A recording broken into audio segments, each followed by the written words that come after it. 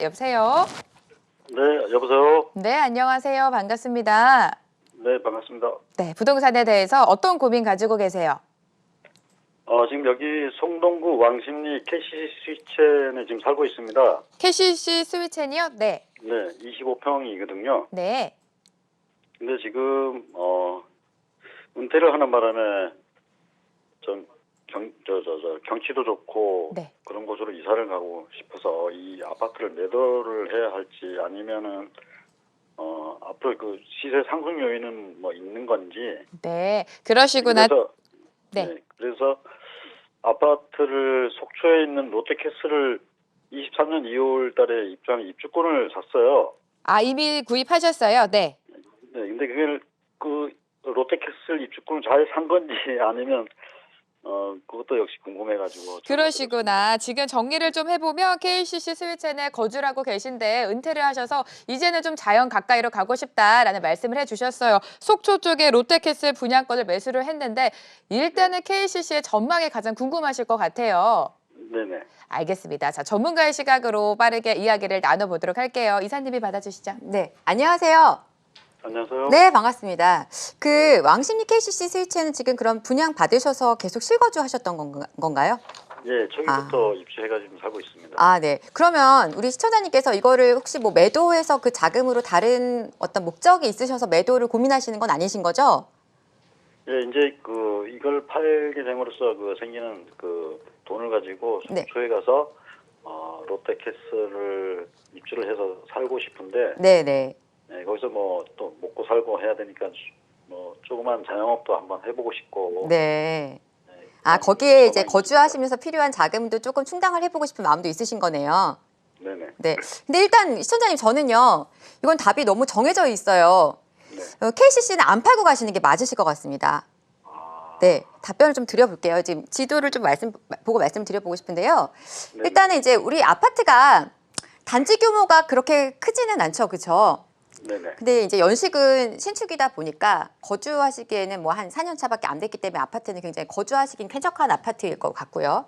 네. 제가 이제 어떤 말씀을 드리고 싶냐면 서울에서 우리가 좋아하는 뭐 동마용성 광이라고 하는 뭐 동작구, 마포구, 용산구, 광진구, 성동구 이런 광진구, 성동구 이런 지역들이 사실 가격이 굉장히 많이 올랐습니다. 그렇죠? 그런데 서울 내에서 가격이 좀 제법 안 오른 지역이 있어요. 그 지역이 지금 우리 시청자님께서 갖고 계시는 이 왕십리 쪽하고요. 그리고 뭐 이 중구 쪽 일대가 좀 상대적으로 가격이 좀 적게 올랐거든요.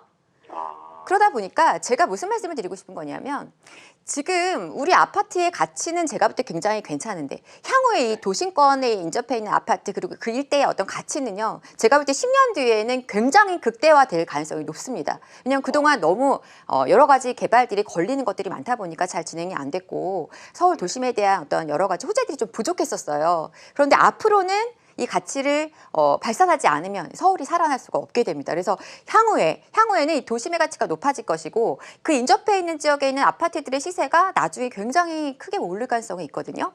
근데 그러한 일단 지금 현재 상황은 그런데요. 앞으로 이제 이거 매도하시고 가셨을 때 어떤 일이 벌어질 거냐. 그러니까 우리가 이거를 더 가져가야 될지 말아야 될지를 고민할 때는 향후에 이 부동산의 가치가 좀 더 올라갈 수 있을지 아니면 여기 멈춰 있을지를 따져보면 되지 않습니까? 그죠? 근데 이제 여기 같은 경우에는 어떤 장점이 있냐면요. 일단 입지적으로 뭐 탁월한 입지에 있어요. 이제 바로 도심으로 접근성 뛰어나고 교통환경 우수하고 그리고 바로 강남 접근성도 좋은 자리에 있단 말입니다. 그런데 지금 우리 이 아파트 지금 전체적으로 가격이 계속 꾸준하게 오르고 있는 그 이유를 아시죠? 지금은 투자 수요가 유입이 되는 게 아니에요. 지금은 실수요자들이 집을 사고 있거든요. 그러면 실수요자들이 어떤 집을 살까요?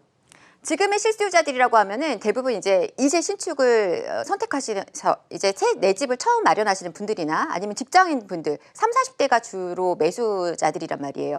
그럼 그들이 어떤 집을 살 것이냐를 우리가 봐야 될 텐데 대부분 어떤 교통 여건이 갖춰져 있고 집주 근접이 가능하고 또 이제 요즘 젊은 분들은 어때요? 신축 아파트 굉장히 선호하시죠. 그래서 이런 것들이 갖춰져 있는 아파트에 대한 수요가 굉장히 강하다는 거예요. 그리고 입지적으로 너무 뛰어난 자리에 있다 보니까 지금 이 일대에 있는 그 아파트들의 시세를 보면은 전세가가 상당히 높아서 정세가율이 다른 지역에 비해서는 굉장히 높게 형성되어 있는 걸 볼 수가 있거든요. 그러면 지금부터의 어떤 시장이 실수요장으로 계속 당분간 이 수급의 어떤 불균형으로 인해서 또 여러 가지 정책적인 문제 뭐 이런 것들로 인해서 전세가는 계속 오르고 매가가 계속 그것을 뭐 전세가가 밀어 올리는 효과를 봄으로 해서 매가가 올라가게 된다고 했을 때 우리 아파트는 그거에 대한 적극적인 수혜를 받을 수가 있어요. 그리고 이제 이 여기 아파트 같은 경우에는 장기적으로 보더라도요. 이 전세가율이 탄탄한 지역은 시장 상황의 여러 가지 변수에도 제법 강하게 지지를 해주는 굉장히 방어적인 능력이 뛰어난 자리란 말이에요. 그러니까 지금 상황에서는 우리 아파트가 굉장히 자기 역할을 앞으로 굉장히 잘해줄 수가 있는 가능성이 높은 것입니다. 그래서 우리 시청자님께서 이거를 정리하고 만약에 내려가신다.